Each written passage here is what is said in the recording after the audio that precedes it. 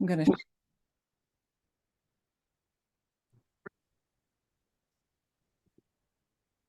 going to shift gears a little bit here. The writing and reading of poetry carries me, for sure. And this one I wrote after my mom passed away. It would be odd if I didn't recall the weather on November 13th, the day Mom died, or would it? I just know we ran outside to find my sister's runaway dogs, curled on a way too narrow hospital bed, love circle, me, Mom, my sister, deep cancer, plaques and tangles. Morticians wheeled Mom's body, burgundy velvet bag, gurney glint over sidewalk squares, coach of a hearse, dry gutter, once a river for walnut shell boats. Felt the sun as we ran down a neighbor's driveway. Maggie, nowhere to be found, ran from death. On my way, I dashed my name on strange papers I'd never seen. Death certificates, where ashes would go. Years later, flew into Star Jasmine and Kua Bay. The nurses, as Mom preferred to call them, not caregivers, gave chase until we came upon the pup yelping in a culvert. Perfect, proclaimed the Irish nurse. Your mum is definitely here with this dog. Drama. Her brogue made her A's flat. Perfect. People say that all the time to make things good and fine. Rough edge of loss made soft in seconds. A wooden ladder appeared. I shimmied down in the sliver of a pit to lift the panicked dog. Descended and pushed her up and out. Alleluia! Then more post-mortem tasks ahead. Mary, one childhood friend of Mom's, planned her own funeral, everything. Her clothes, music, even her daughter's floral suit. Casket with rose satin lining. What do they do before a cremation? How do they treat the body? What do they remove? Was there more than one person there? Did they know her kindness? Maybe we should have been there. In India, the body is washed and wrapped by the family before they send the funeral pyre down the Ganges River. Holy water. She used to say, I want to go home. Where is her holy river? How does the soul travel? Is death dark for the dying? Her gray blue eyes searched for home. Moline, pretty name for a town. Soft like heaven.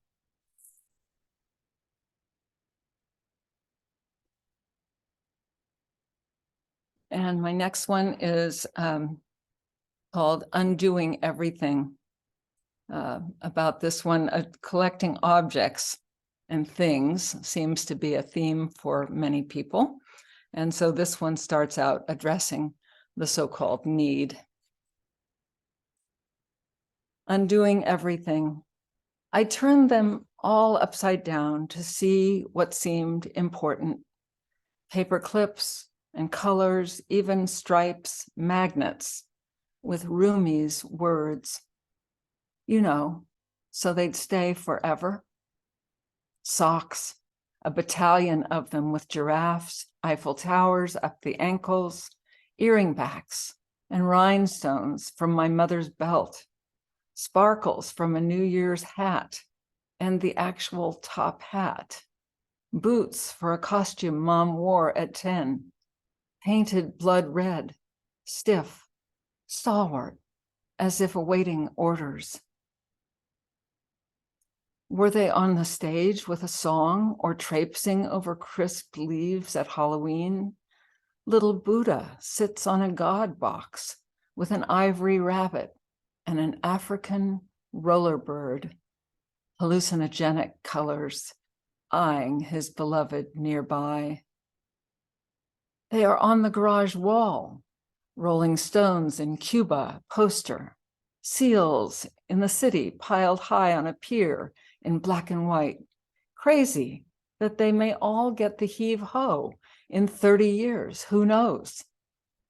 Who knows about the bird feeders and how long the lease is of this go-round? Do you want to renew the lease and collect antiques and waves of clothes and leather-strapped stilettos that can't be fixed? What can? And how long does it take to mend the road, the ruts, the potholes? We don't know. So we keep walking, sitting, drinking in the absolute silence of ends of days where the green flash waves you on as in a marathon and blesses the night and the next day like magic.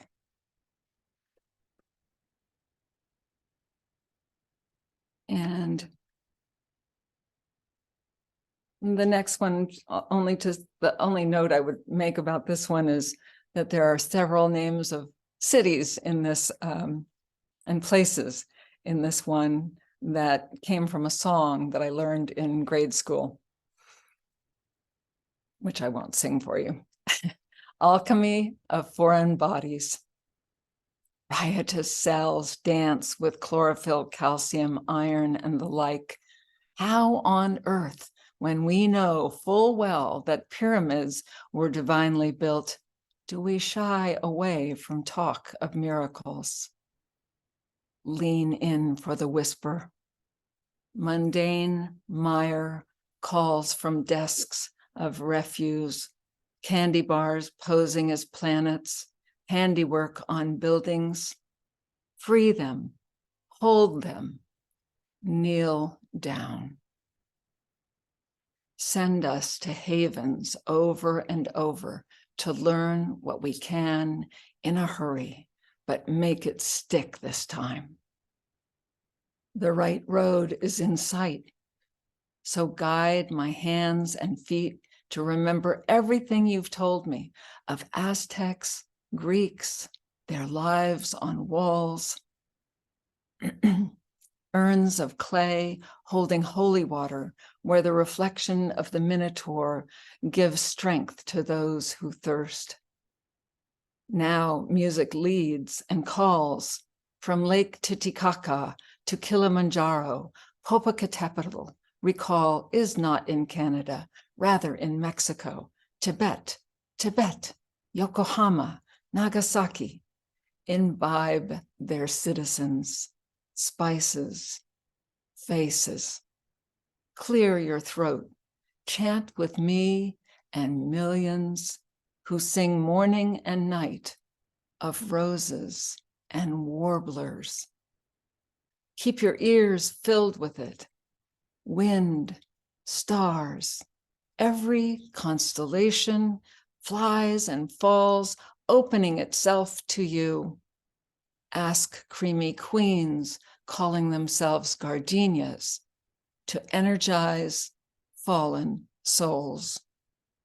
When they rise, take shelter under their wings. And my last one is came from a prompt from a poetry class with Prato Sereno fairly recently. I'm hoping it goes in a manuscript that I'm working on, and it's called Ready for It. And this, just a couple of notes on this one. Marcio Faraco is a Brazilian singer and band that my husband and I heard in in San Francisco at the Jazz Center. And there are a couple of French terms in case you're not a Francophile. Vas-y and aller mean to go. It's sort of a command. And then Carcassonne is a beautiful walled city in France. Ready for it. Brazilian music permeates bodies, slips into wooden tables like lemon oil. My fingers don't even snap since the riffs and melody are all too smooth. Young breeze floats across the room, carries the heat of guitars, drums. Your scent keeps the fire that is not from twigs on the hillside or small chopped logs. Syrup of Portuguese rhapsody partners with me. Begrudgingly straightening books, I move them from room to room with me, still to Marcio Farraco. The band all lives in Paris. Swaying hips, dogs in tow, their ears up at the volume. I swagger, or is it a sidle, out to the laundry. Hang lingerie, deafening washer dryer drowns for a nano-minute. Lush notes, espresso and Gauloise. We knew back then they weren't good for us, but the chicory and tabac had their hold on us. What was the allure? Scents of l'interdit and Magritte perfumes let me learn to loosen the tight strings of some fearful force that had a firm hold on my heart of hearts until I could shake off the hyenas of shame that danced on my heart and mind, wore me out until one morning I threw open the shutters at Carcassonne on my soul. In came Edith Piaf, Belmondo, Ferlinghetti, and the like to bolster me, to plop me in an ice blue convertible careening down the foothills of Provence. It raced with my hair flying, whispering inside me, allez, allez, you're young, vas-y, vas-y. Tell them everything, but not all at once. Don't tell them the ending. Lavender and Chagall lift me and my body back into my living room, smack dab in the middle of crooning Brazilians carrying notes from chiseled jaws and ruby lips. You watch. It will happen to you too. Stay long enough for the honey of it to spread. Wide eyes and open arms, sway to it. You'll know your rhythm when you hear it. Thank you. Thank you so much, Kat. I just want to underscore what Kathy Weedle said in the chat. She said, Kat, I admire how you stay with the poem to see where it takes you. And your poems took us to places that were unexpected. We never really knew where we were going to end up when we started out with the poem. And that's delightful. Thank you very much. Thank you. Okay. I'd like to introduce Joan Baranow. I've known Joan, just on a personal note, I've known Joan now for most of a decade, I suppose. We met in a reading for Marin Poetry, Marin Poetry Center, right? And up in Nevada, I think. And I really admired her use of the line. And whenever she sat down, we conversed just a little bit, and we discovered that we shared a former professor. Alicia Ostreicher was one of her professors for a PhD, and Alicia Ostreicher was actually my thesis professor for my MFA program. And so that's what brought us together, and I was delighted to be able to offer a small part in the beginning MFA program that she started at Dominican University, which has really blossomed into a wonderful program, and I'm happy for that. Anyway, Joan is the author of 6 poetry collections, including Reading Zimborska in a Time of Plague, winner of the 2021 Brick Road Poetry Book Contest. And her poems have appeared in the Paris Review, the Gettysburg Review, Blackbird, Forklift, Ohio, Poetry East, JAMA, and elsewhere. A VCCA fellow and member of the community of writers, she founded and teaches in the low residency MFA program, Creating Writing, at Dominican University of California. With her husband, David Watts, she produced the PBS documentary, Healing Words, Poetry, and Medicine. Her feature-length documentary, The Time We Have, presents an intimate portrait of a teenager facing terminal illness. So excited to introduce Joan Baranow. Joan, read for us, please. Thank you, Terry. Thank you so much. And Kat, that was just a gorgeous reading. Such a pleasure to be here and to see so many people I know from different parts of my life and some new faces. This is just delightful. So I'm going to start by reading 2 poems, one for each of my sons. And what made me think of it is that one of our MFA students, Britta, especially likes this poem called Remember These Things. I thought, okay, this is for one of my sons. And then you got to read, if you're going to read one for one son, you got to read one for another. So I picked these 2. Remember these things by which the world works, the earth twirling like that striped ball you've just tossed for the first time overhand to me. Nor does the sun burn truly, but translates matter into energy. Remember the split atom, the sound your cereal makes exploding in milk. I would explain batteries, magnets, radio waves flowing positive to negative, how anything that moves makes a sound.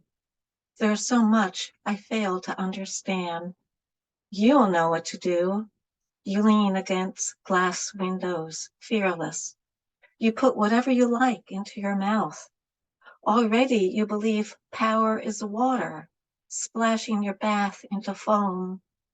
You know that flowers bloom because they like you. Soon you will learn how the world can snap a bone, bring a bird to the ground. If disaster cripples you, remember these years of easy rightness when I kissed your bloody scrapes. Remember inventions, the first microscope and toaster, hairdryer, and the horseless carriage, how we gazed together at this book of beginnings.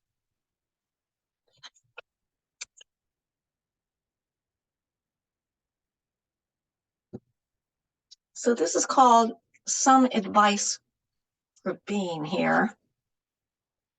And there's one item called Blue Hair Streak, and that's a butterfly. It's the name of a butterfly. Never leave home without binoculars. You won't want to miss the blue hair streak, jet streams, or the silhouette at dusk who goes teep, teep, teep, teep, teep, teep, teep, teep, teep. Bring its name back home to put inside your father's felt-lined cigar box. Remember never to say killer fudge in your brother's presence. You know how sensitive he is. You may grow taller than he, which he did, but please refrain from lifting him up to prove it. Fake wrestling is okay. Fake biting can cause unintentional injury. Each morning, may you open your eyes to oaks that have survived the ambrosia beetle. May you rollerblade. May you swim with dolphins who recognize in your bulbous forehead one of their own sweet-natured beings. May your gray eyes mollify nervous bullies. May you build things that last. Vases stuck with shellac shells, chainsaw grizzly bears, a pigeon coop. Whatever you make, I will want to feel its plastic hide, admire its wood grain. I know You'll tire of my late night phone calls. I'll keep your number on a crumpled post-it in my pocket just to read from time to time. So those were from my book In the Next Life. It's a collection of poems from over 20 years of poetry. And I'm going to read now a couple of poems from Reading Szymborska in a Time of Plague. Many of the poems in the book were written during that time frame of the pandemic. So I'm going to read two from that. Early on, I watched one of those video journalism articles in the New York Times describing what happens inside the lungs of someone who has a very bad COVID infection. It was very intense, and it inspired this poem called Viral Load. They like dark, wet places in the house to hide in, dividing, crowding out the prior tenants. Unasked, they plaster over walls, paste the rooms with stucco. O2 wants to get out, but can't push through new sheetrock. Meanwhile, outside, the flow of traffic slows. Blood cells en route to the heart sputter. The city lights blink out until the whole power plant shuts down. Auxiliary generators brought in aren't enough. What's left isn't a metaphor, it's us.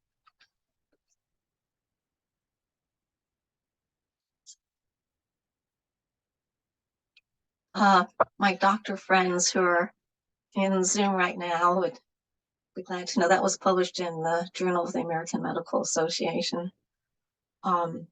So there were unexpected silver linings during this time frame, including what's happening, I think, right now with us all gathered here on Zoom. And so this section of poems about the pandemic ends on a more up note called Spring Despite. After our neighbor's coastal oaks collapsed, our own felt the sun again. Their long limbs, splotched with lichen, grew new stems. Even the 100-year-old oak by the kitchen door, its spine bent and twisted, sent somehow a sprout from its arthritic back. Looking at it from within my own soft casing, I imagined the pressure as it burst its bark, feel the bough suck sap from its veins. Quarantined by the nation's state, I can't help but check each day on this late life birth, this thorny bouquet.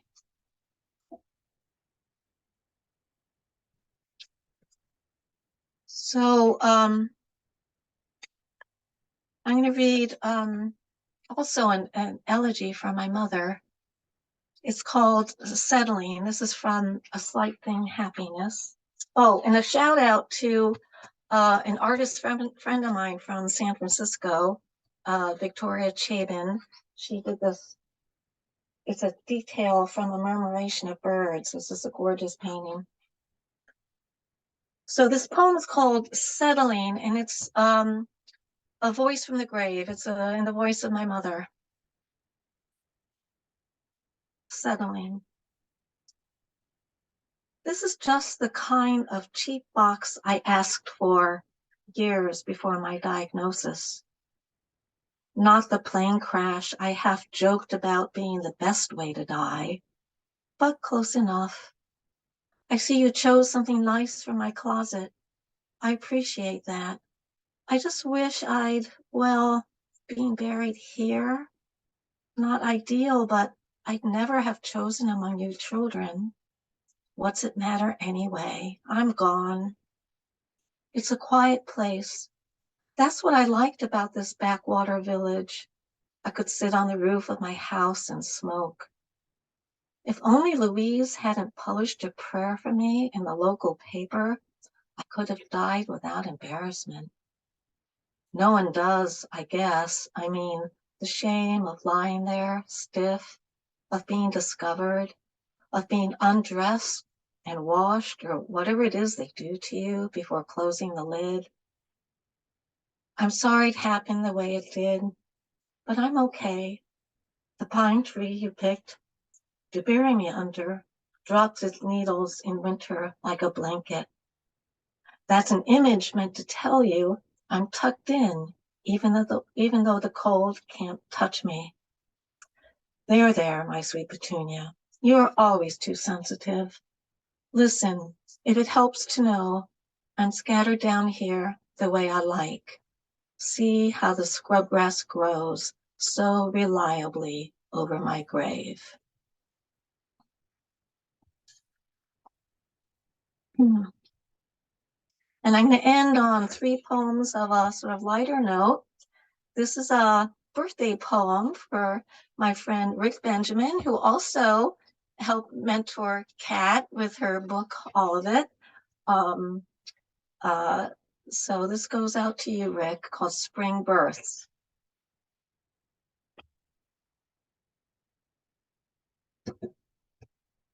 Tonight, the new moon looks like the rim of an eyelid. Wisteria winds around the redwood porch. Orange blossoms open. It's May, and again your birthday returns. A 40th fanfare this year. Surprising, isn't it, that nothing hurts? That instead you've reaped tenfold from the seeds you'd sown? Iris, daisies, forget-me-nots, wild white onion, a new blue star-shaped lithidora the deer might eat, all the flowers I can see from here and more yet to come, a bag of bulbs in the shed. To think you were born in the rush of cherry blossoms.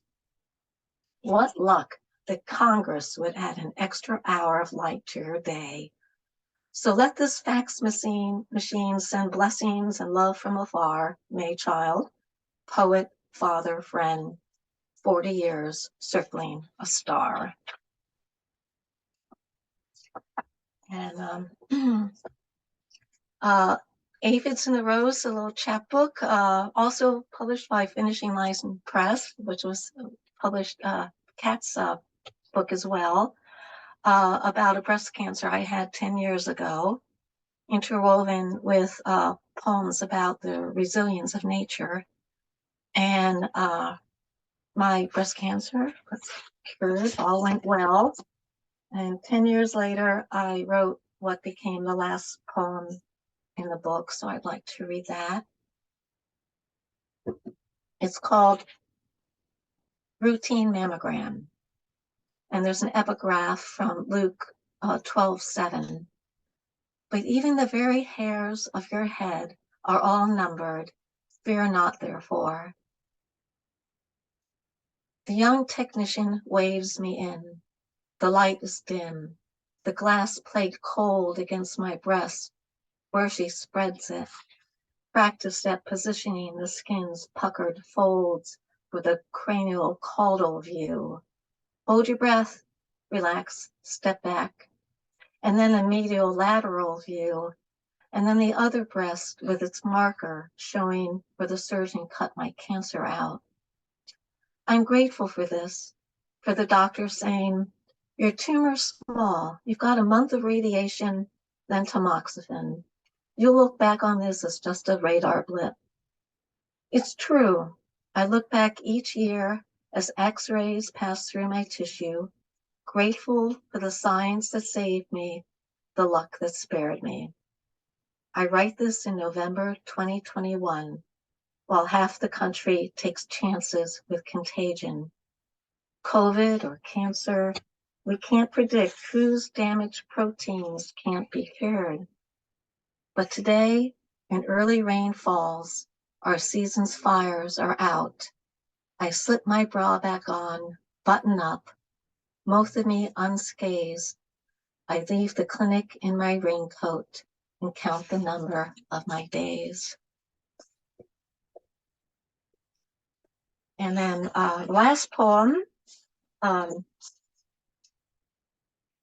Truckee River Rafting, summer poem. The least heart leaps at the sight of these giddy boats bouncing downstream, a carnival caravan carrying crews of speedo-thonged and bikini-clad beauties, the season's image of summer's innocence. Go then, unlace your tennis shoes, wade through shallows. Your toes have never felt so exquisitely cold, and slip belly first into a buoyant dinghy. Someone will surely hoist you up, offer you a beer. You'll feel the snag and shudder as the raft regains its glide, and the shore with its sullen chores retreats. Now the sun unleashes its heat. The river flexes its muscles. As the boat begins to spin between banks of sage and sunflower, a girl with the Gabron tattoo inked lavishly across her chest, for love is sufficient unto love, invites you to steer through the afternoon's eternal blue. Thank you.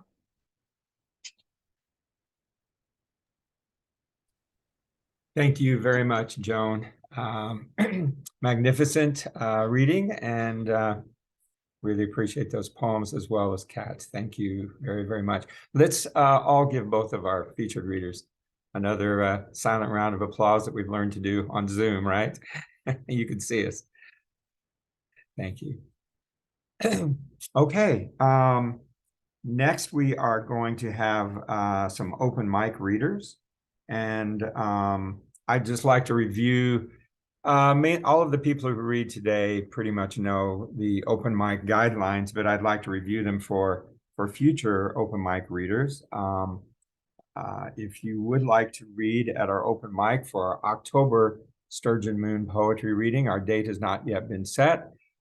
Please email me at lucas.t274@outlook.com. I'll put that up here in just a moment, because I do select no more than 10 open mic readers for all of our Sturgeon Moon poetry readings, and I'd be glad to entertain any of you who have not yet read for our open mic reading. I also would just say that our guidelines are, I've asked our open mic readers to read one poem, hopefully 40 lines or less, just to move things along. And some of my open mic readers, I do know that you have either a recent book or you have a book forthcoming. And if I know that, I will mention that. I don't know all of you, and I may ask you that one question before you read if I don't know. Otherwise, I just prefer the title of the poem and the reading, no stories about the poem. Let the poem speak for itself. I think that's probably a better way to have things move along as well. And I'm excited about all of our open mic readers today. So I'm going to ask Shelley Chesley if she will begin. And I just want to mention that Shelley has a book coming out entitled Come Back Behind Your Eyes. That's forthcoming from Longship Press later this summer or later this year. So Shelley, would you read us your poem, please? Thank you, Terry. The world inside your Lyft driver. Its gravitational pull pumps momentum between you, engines gunning to go. So what, his drifting gravewords profile that tell of slack elastin, cafe au lait spotted skin, encroaching gulf of goodbye. You're in it for the ride. And here's this legacy of energy. It fires you up. It's getting fun. To conjure the seabed his lobster pots rest on, the bagpipes he keens with in kilts. You hear how he witnessed end times for punch cards, Mona Lisa mutating towards zeros and ones. You didn't ask to know. He doesn't stop to ask. You won't be steering his wheelchair. Hell, there's no rush to get home. Thank you. Thank you very much, Shelley. Our next open mic reader is Jane McPherson. And Jane, I know you have a book out, but I'm not sure of the title. What is the title of your book? Is Jane here? Jane, you're not unmuted. Would you unmute yourself? Or I can unmute you if you don't. Okay, hold on. Actually, I don't know if you can unmute someone. That's true. I can. Jane, yeah, Jane, Jane. the lower part of your screen, it might have a toolbar that you could see the mute button. There you go. Did it. Now we can hear you. Excellent. Hi, thank you. The title of my book out is called Orphan at the Well. I'm not going to be reading from that. I'm going to be reading a haiku. It's good to be here and to thank you, Terry. In the quiet, a message from a tree's creak, as if saying in the wind, bending sometimes hurts.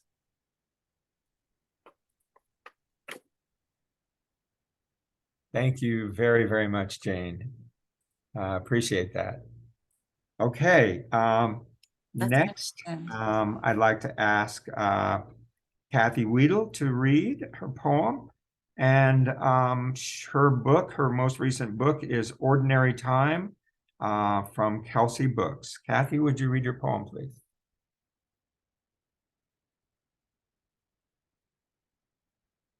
Kathy, let's see. Are you still here? Oh, you're not. You need to unmute yourself. I'm Kathy? sorry. That's okay. It took a bit for it to respond. Okay. Thank you. This is called Before Calling the Coroner. With my skin still clinging, dress me in silk, anoint my lips with scotch, parade me with a jazz band, costumed children, pigs in tutus, family clowns. Chop me up and place me on a mountaintop, let the vultures feast. Burn me inside the belly of a bull as the dragon stands witness. Bury me in a hollowed out tree trunk or beneath the kitchen table. Exhume my body later, spray it with wine, and let the band play. Dance my essence slow and sexy. Send me off with a song of laughter. If a coffin it must be, make it a Lamborghini or a warm mixed berry pie.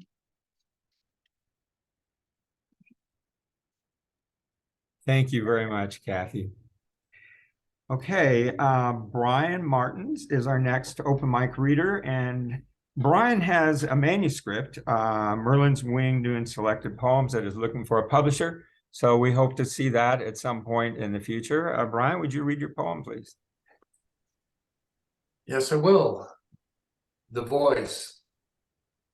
The child's voice drowned, sinking to the bottom of the well, together with glimmering coins of promise, hidden in darkness.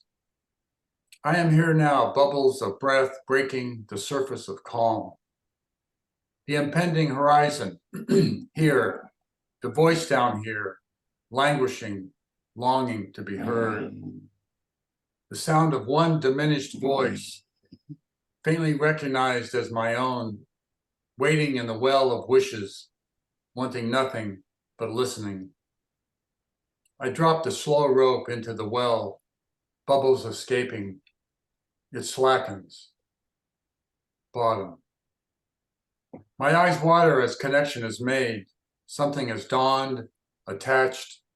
Tears, sadness, torment, awakened in this now turbulent water. I tug. The well full of expectations. My hands will not stop pulling. The body must know. My practice is pulling weight. Bringing up the drowned voice, my head numb with fear, forgetting. My arms continue to carry the burden of knowing. My practice is pulling weight. As the water clears, I see a young boy, eyes aglow with recognition, bubbles of his breath breaking surface, calling. His tiny hands full of coins. He is breathing. He is breathing. I lift him out of the water to the edge of the well, water pouring off his body as words gush out of his shivering lips. I set him grounded next to the well. I listen. I listen. And I listen. Thank you. Thank you very much, Brian. Okay, next we have Pamela Singer, and Pamela also has a manuscript. Pamela, I apologize, I can't read my own writing here. The Intense Surfacing of Other Lives, I believe is its title, and it is also looking for a publisher. Pamela, would you read us your poem, please? And unmute if you haven't already. Go ahead and unmute.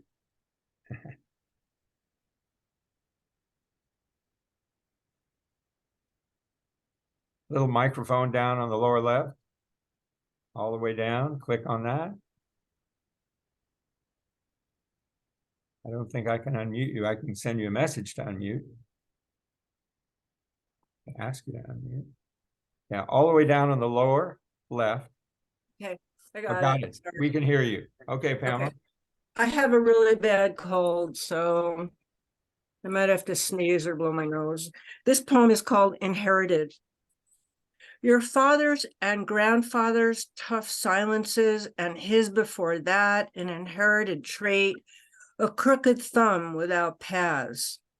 Your silence, cruel as a world upside down, moving in the wrong direction, torn, tangled eruptions, velvet cloth cut into pieces. You are not infinity, but disappearance in my solid life. I climb ladders to you, but no one is there. You misunderstand the fragility of love that can become rape or murder. You tell me you feel scared and lonely. I put my arms around your disasters before you sink into nihilism. You say you're close to that. Ask the moon to hold your fears, take you to a lifetime without ego and smallness, where good is all you know. No radio sending waves about war into your ears. Decisions are as easy as morning pancakes rolling in sweet butter or your dog drifting beside you. I'm not asking for Jupiter, Paris, or pearls, just thousands of pages of words.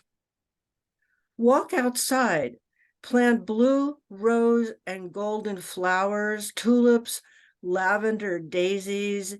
They will turn your soul dawn purple.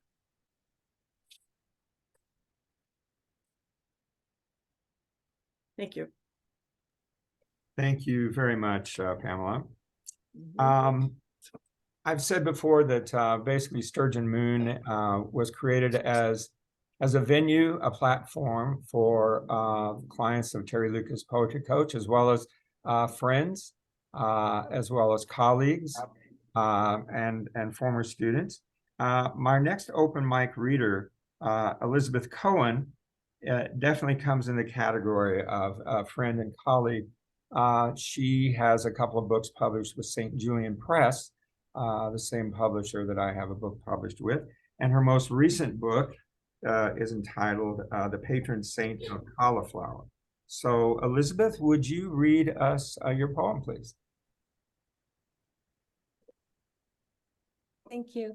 That's not my most recent book, though. This is my most recent book, Martini Tattoo. Thank you very much. Yeah, that's okay. I don't know, by way of correction. Thank you so much for having me, and it's a joy. And I came here to hear the Zimborska poems, and I wanted to ask you a quick question. Was the second poem written in the voice of her? Oh, no. Okay, I was just curious. Well, I've ordered your book, so all right. Thank you. This poem is called Ridiculous Shitty Two-Day Windstorm in Albuquerque, New Mexico.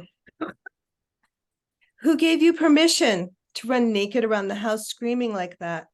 Who said you could go up on the roof, destabilize the wood pile, take apart the forest, stir the loose skin of the West Mesa and turn the river red and confuse my dog? Who gave you permission to come right over and pour yourself a bowl of Albuquerque topped with elm seeds? Afterwards, the dust nestled under the rug, under the door, under your windstorm heart, the dogs trembling, the windows tremble, the walls tremble, the river trembles. The canyon takes off its brown cape, leaves it on the windows, hills drape over your car, your table, your nicely swept patio, pueblos spread over highway, park sprinkles onto road. Forests break, the apple groves and graveyards fill with rough-hewn, rough-stacked globes of tumbleweed. The mesa has relocated, left its jacket in the park. Here's the neighbor's trash can, alluvial salt, last gasp of ski valley, lost box of letters, dinosaur dust, crumbed napkins, all of spring, and so much more. It started after midnight and finished the next afternoon. Every windowsill wears a lace skirt of dust. Where did it come from, this wind? The dog looks at me as if I have some clue.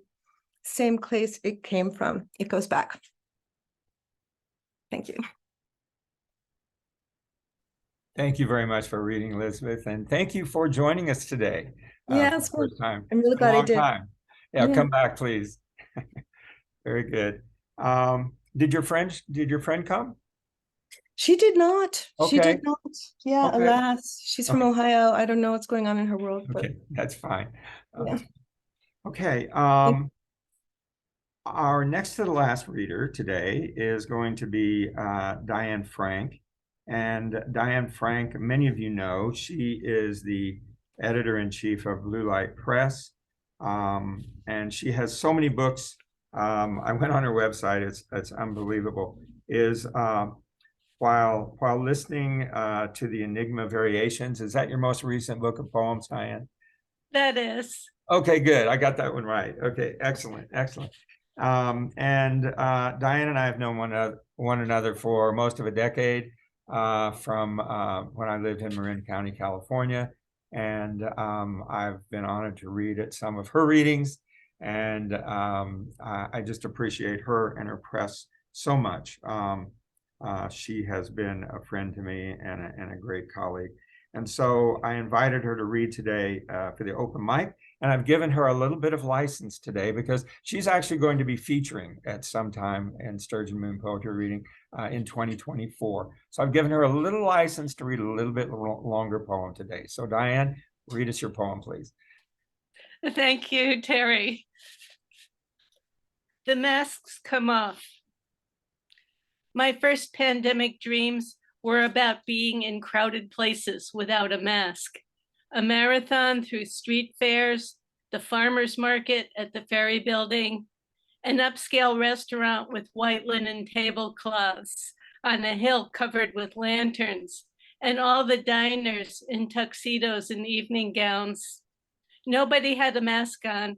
I didn't either, placing myself in danger. But today, after 3 years of forced introversion, I get out of the streetcar, take off my clothes, and run home. My voluptuous friend Jenny takes off her clothes and circles the neighborhood. She's just being herself, the person she always wanted to uncover. She carries a few extra pandemic pounds from those early months when nobody did anything, and now she's letting it all out. She asks everyone on the street to join her, even though she has always preferred to stand out, to be the one everyone wants to take home. The next day, a tattooed opera singer joins the marathon. She has the kind of body I did when I was 20 years old, graceful, lithe, clearly a dancer. She's a little bit shy, so she sheds her clothes in her car. She grabs a towel, a water bottle, keeps her sneakers on, and starts running. Jenny is already running, gleefully shouting, "This is me, this is me, this is me." I get off the streetcar in the Mission District, toss my clothes into the wind, and worry about the softness of my feet as I start running down the street. I left my sneakers on the streetcar, but this is my freedom, my declaration of independence. And isn't poetry dancing naked in public? This is what I'm doing instead of contra dancing, running naked in the street. No rules, no dance partner required. Now I'm running through the city over Twin Peaks, inhaling the eucalyptus trees. Now I'm in the inner sunset, running up and down gentle hills covered with row houses. As I run through the city, an entire symphony orchestra is playing without their clothes on. Isn't this what birds do all the time? I run through the outer sunset to Ocean Beach, scattering a pelican convention while the tattooed opera singer belts arias to the birds, and my voluptuous friend, who used to be a lingerie model, blows kisses to her fans. The sun sinks into the ocean like a gold-plated marathon medal held by a long ribbon of seaweed.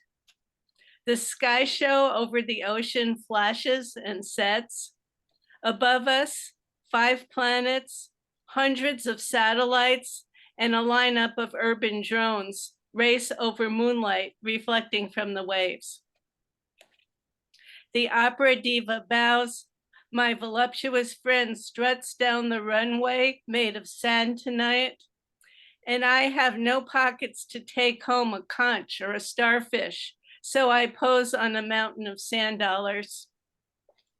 We hold hands and blow kisses to the moon. We do the 8 p.m. howl.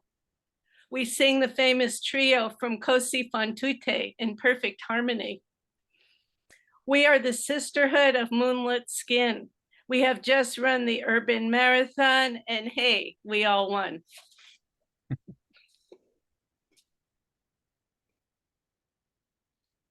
Thank you very, very much, Diane. And again, you're welcome anytime to Sturgeon Moon Poetry. Our final open mic reader today is Jane Cito. I met Jane at a workshop with Michael Waters and was totally impressed with the fact that she was one of very few there whose criticism of my own work I took extremely seriously, and she's been very helpful to me since then by reading her work and also by her comments on some of my poems. She has a poem I've actually sort of requested her to read this one. I bent her arm a little bit. It's a wonderful poem to close us out today. And Jane, would you read us your poem, please?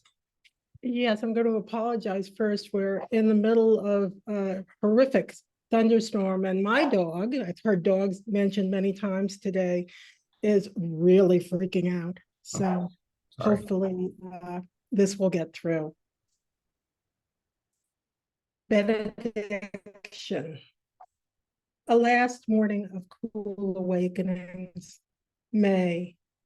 Air puckers, pasture horses nicker and sprint, waft of cut grass, percolation of red tinged rye, and raceme clusters, Carolina lilies. What is that?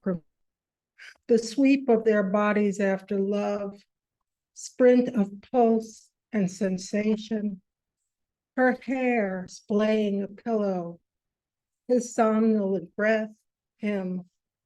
Soon their toast and coffee, consecrations. Thank you. Thank you very, very much, Jane. We got most of that. There were a couple of phrases that were a little muddled. Would you mind let's see, I guess stopping your video? And if you stop your video, I think we can hear every word of it if you would read it again. Would you mind doing that? Okay, I'll stop the video. Good. Can you hear me? Yes. Yes. All right, because there's a lot of thunder happening outside. Right. Benediction. a last morning of cool awakenings. May, air puckers, pasture horses nicker and sprint. Waft of cut grass, percolation of red tinged rye, and raceme clusters of Carolina lilies. What is sacrament? The sweep of their bodies after love, sprint of pulse and sensation, her hair splaying a pillow, his somnolent breath, him, soon their toast and coffee, consecrations. Thank you very much. That was lovely, Jane. Thank you. And thank you everyone for attending.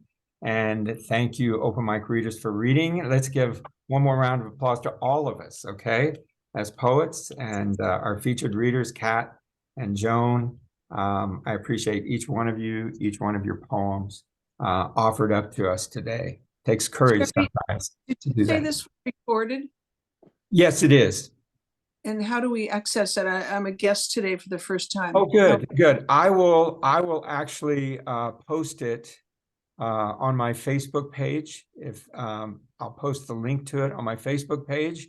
And if you aren't on Facebook, if you'd like for me to send it to you in an email, just put your email in the chat right now. Okay. Yeah, please do that. Put it like I'm sending it to you. Yeah, to me, or yeah, or if you'd like to send it to the entire group, that's fine, or you can just send it to me. No. Okay, so I see you on the list, so I just send you a message on the list. Actually, if you go to chat, it'll say to, and if you do on the little click down, you can select a name. You can select a name, and my name should be on there. Okay, I see participants, and I see you. Yes, right. Is that it? Yes. It's, Okay. well, participants, you go to chat, where it Yeah, says go- chat. Yeah, go to chat, click on chat, and then it should say meeting group chat under 2. And if there's a down arrow, if you click on that, all of the people on this Zoom call right now should be listed individually, myself included, and then just click on my name, Terry Lucas. Does that work? E-O-N. Yeah. And in the meantime, does anyone else have, I have one announcement, but does anyone else have any announcements about future readings, or future workshops, or anything else you'd like to announce that you're going to be involved in? I'll be reading in August online for St. Julian Press with another poet from that press, someone Anne Sullivan, someone I don't know. Okay. So that'll be fun. Good. We'll watch for that. You'll put it out. Yeah, I will. Okay, Yeah. Great. What's the date again, Joan? August 27th, I think. Okay. 26th or 27th is that weekend. Right, St. Julian. Okay, great. I also want to mention that our October Sturgeon Moon poetry reading, we haven't selected a date yet. The featured reader will be Catherine Clark Sales, who has a book coming out from St. Julian Press, by the way. Hopefully in October. She has one coming out in September. Hopefully that'll be out in time for her to read from her new book. And the second feature reader is yet to be announced. So, but watch for the dates for that. Okay. And also, my summer poetry workshops are beginning 1 week from today. And I put my email in the chat here, lucas.t274@outlook.com. If you're interested in attending those workshops that I'll be leading for 6 weeks on Zoom, just shoot me an email and I'll tell you all about it. Okay. Have a couple openings left. Any other announcements? Yes, Diane, I'm sorry. That's okay. If anyone is interested in Blue Light at the Gallery, which is the series I host, send an email to bluelightpress@aol.com. And on Monday, the 24th, that's the 4th day of the Blue Light Press Summer Workshop and Retreat, The 15 poets in this workshop will be reading that night, and probably something that they've written during the past 4 days. Fantastic. Can you I- repeat that, Diane? Sure. To Just get the- on the list to be invited, just send an email to bluelightpress@aol.com. And it's Monday, the 24th, 6 p.m. All of the writers who are taking the Blue Light Press Summer Workshop and Writing Retreat will be reading, and probably something they've just written. I hope so. I'm typing that in right now. Blue Light Press at AOL.com. Mhm. Okay, great. All right, I just typed that into chat. Thank you. Great, fabulous. Thank you once again, one and all, for being here. And I wish all of you productivity in your writing lives. And it's good to see you. And we'll see hopefully many of you again in October. Thank you. Take Thank care. you, Terry. You're welcome. Thanks, Terry. Bye, Wonderful. everyone. Thanks, everybody.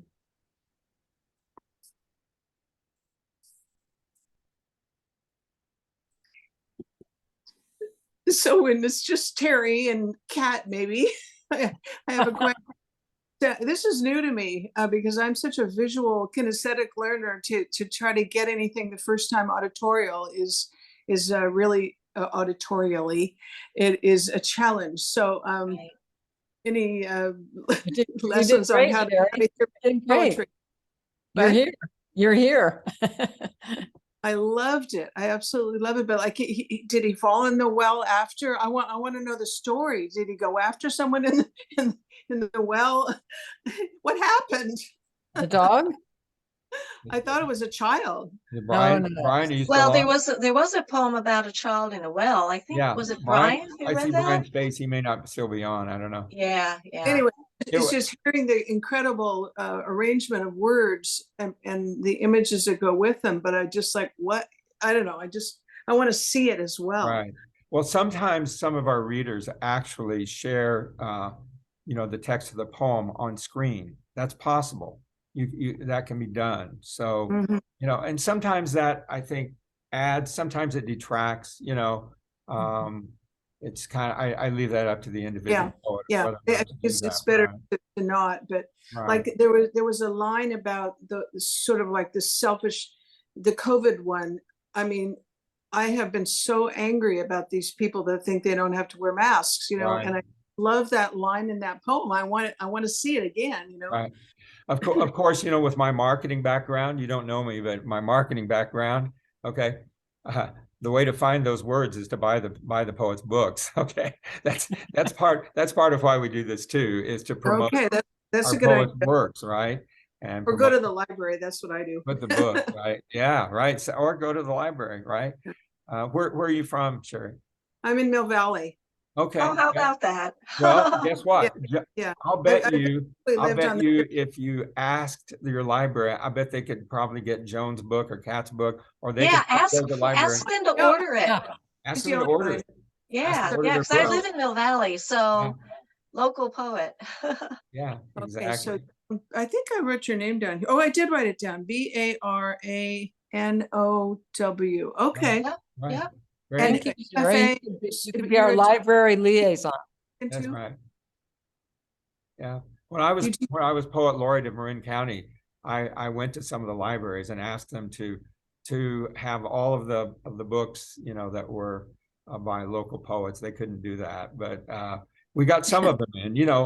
Poets, by the way, and I'm sure Joan and Kat and the rest of you know this. I mean, you can go to libraries and you can actually donate your book to the library, and they'll put your book in there that way. Right. And same thing with bookstores. You can put them on consignment. So yeah, Sherry, go to the libraries and say, hey, I want to see more local poets. I want to see Joan Baranow's book, Kat Crawford's book in the library. So yeah. Great. Well, thank you once again. For coming, Thank you Sherry. so much. Yeah, thanks for coming, All of Sherry. Totally welcome. Thank you. All right, take care, Take care. everyone. Bye-bye. Talk to you Bye. guys soon. Bye-bye.